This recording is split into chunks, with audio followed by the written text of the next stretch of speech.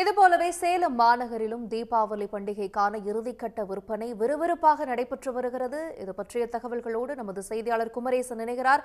குமரேசன், சேலம் மாநகரில் தீபாவளி விற்பனை எப்படி இருக்கு? பிற மாவட்டங்கள்ல இருந்தும் வியாபாரிகள் சேலம் மாநகரில் குவிந்திருக்கிறாங்களா? என்னென்ன மாதிரியான பொருட்களுடைய விற்பனை அதிகமா இருக்கு?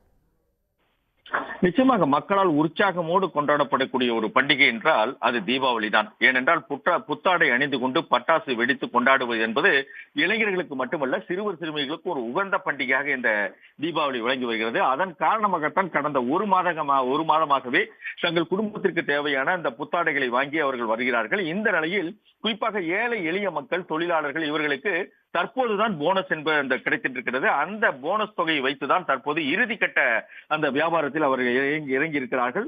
அதாவது சேலம் மாநகரை பொறுத்தவரை ஒரு மைய பகுதியாக விளங்கக்கூடியது கடைவீதி, முதல் அக்ரகாரம், இரண்டாவது அக்ரகாரம், அருணாச்சல ஆசாரி தெரு, அதே போல ஏஏ ரோடு, சிசி ரோடு ஆகிய பகுதிகளாகும். இந்த பகுதி ஒரு வணிக நிறுவனங்கள் நிறைந்த பகுதியாகும்.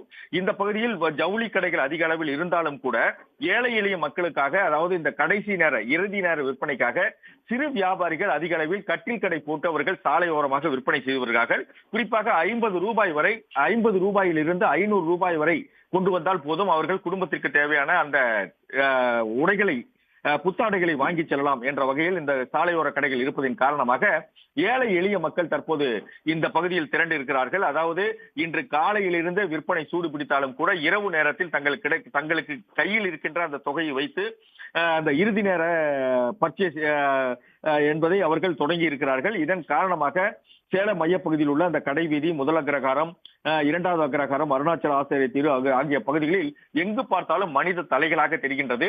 அவர்கள் இறுதி நேரத்தில் தங்கள் குழந்தைகளுக்கு தேவையான அந்த ஆடைகளை வாங்குவதற்காக குழந்தைகளோடு ஒவ்வொருவரும் வந்து ஆடைகளை தேர்வு செய்து அவர்கள் வாங்கி செல்லும் அந்த காட்சியை தான் தற்போது நாம் பார்த்துக் கொண்டிருக்கின்றோம். இதன் காரணமாகத்தான் இந்த பகுதியில் ஏராளமான மக்கள் திரண்டு இருக்கிறார்கள். குறிப்பாக சேலம் மட்டுமல்லாமல் சேலம் மாவட்டத்தை சுற்றியுள்ள பகுதியில் உள்ள மக்களும் சேலம் மாநகரை நோக்கி வந்து படையெடுத்து அவர்கள் தங்களுக்கு தேவையான பொருட்களை வாங்கி செல்கிறார்கள். குறிப்பாக இங்கு புத்தாடைகள் மட்டுமல்லாமல் அந்த தீபாவளிக்கு தேவையான, அதாவது குழந்தைகளுக்கு, சிறுவர் சிறுமிகளுக்கு தேவையான சிறிய அணிகலன்கள், புதிய செருப்புகள் போன்றவற்றையும் இங்கு விற்பனை செய்வதால் அவற்றையும் மக்கள் ஒரு மகிழ்ச்சியோடு வாங்கி செல்லும் காட்சியை நாம் தற்போது பார்த்துக் கொண்டிருக்கின்றோம்.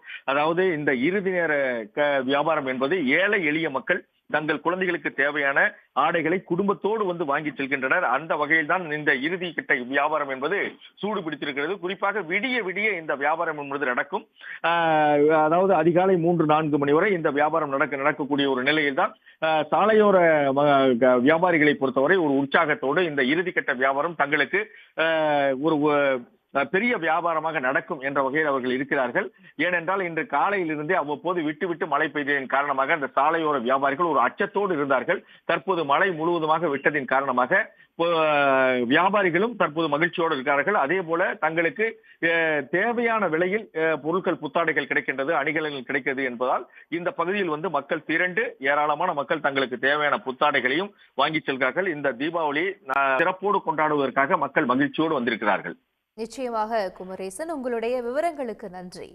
உடனுக்குடன் செய்திகளை தெரிந்து கொள்ள சன் நியூஸ் பெல் ஐகானை கிளிக் பண்ணுங்க.